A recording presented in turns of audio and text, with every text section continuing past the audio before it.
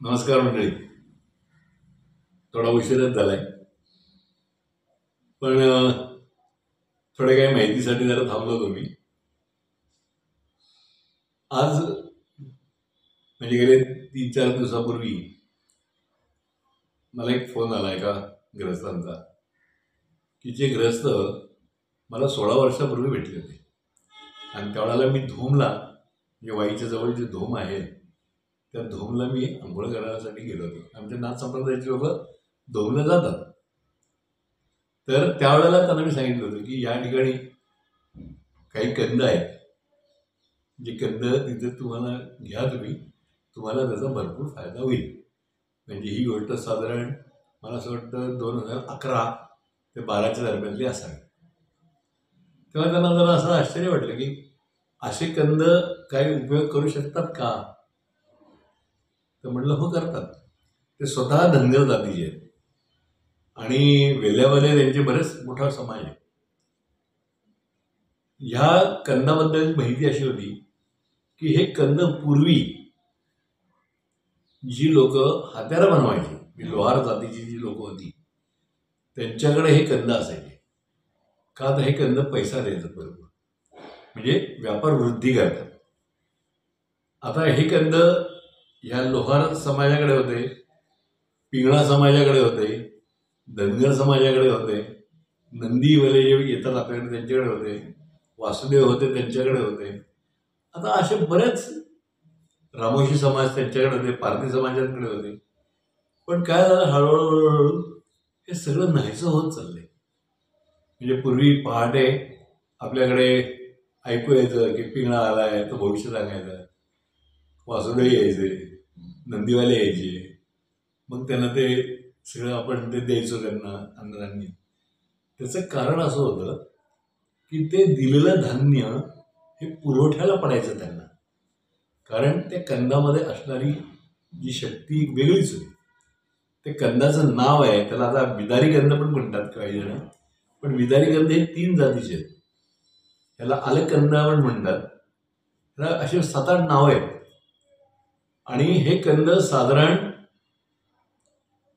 ग्लुकोजच्या बिस्किटासारखे दिसतात. वासही साधारण त्याचं साल काढल्यानंतर दिसतं, त्याला केस आहेत, त्याला ते कंदाला केस आहेत.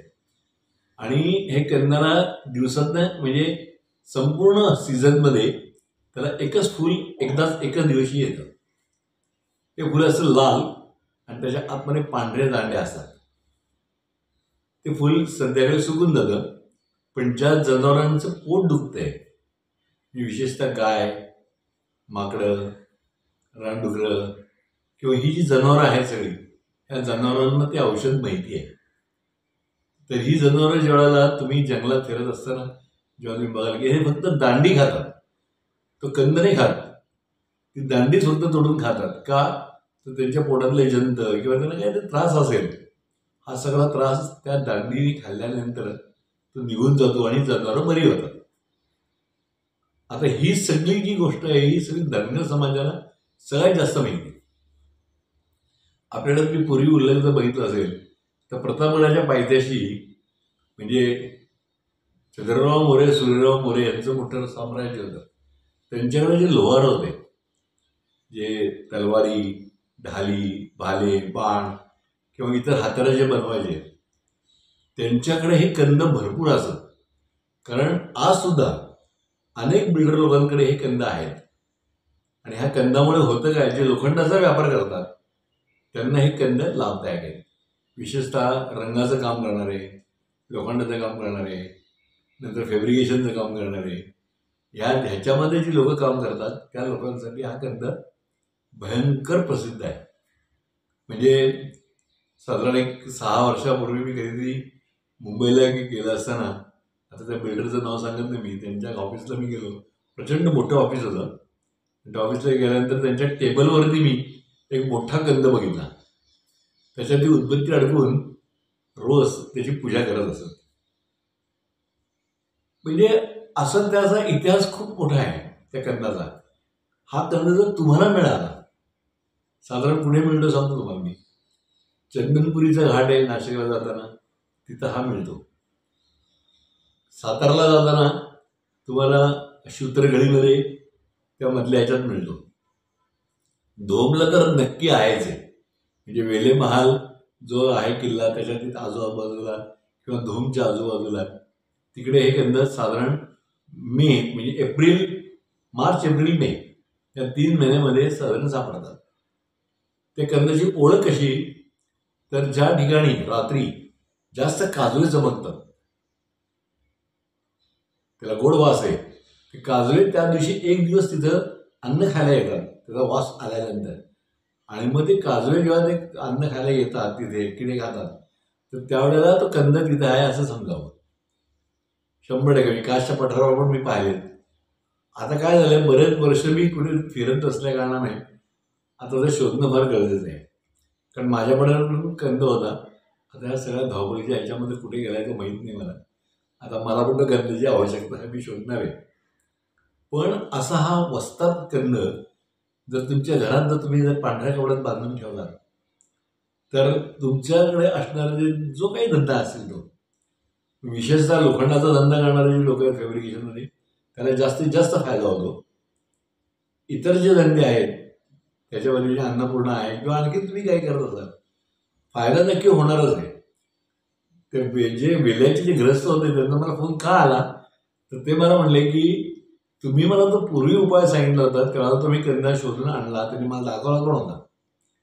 तो कंद मी ठेवल्यानंतर आज माझ्याकडे स्वतःचे जवळजवळ 4-5 टेम्पो आहेत, मोठा ट्रान्सपोर्टचा धंदा आहे माझा, नंतर माझं फॅब्रिकेशनचा मोठा धंदा आहे, बरंच काही. आता कराडला शिफ्ट झालोय, कधीतरी वेल्ल्या गावात येतो. मी आता वेल्ल्यामध्ये झालोय तो कंद शोधण्यासाठी. तर या साडीने कुठे मिळेल, मी म्हटलं आता हा सीझन नाही आहे, कंद शोधायचा हा सीझन नाही. आणि समजा असेल तर त्याला ती माहिती द्यायला लागते, ते माहितीशिवाय तो असं सापडत नाही कुठ्याला.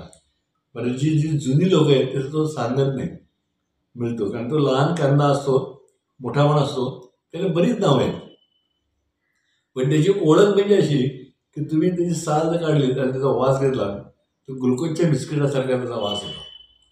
आणि त्याला जी दांडी येते, फूल येतं, ते तांबडं आणि आपले पांढऱ्या कलरचे त्याला कोंब असतात. अशा तऱ्हेचा तो महा मोठा कंद आहे. असे अनेक कंद आहेत की जे काम करतात.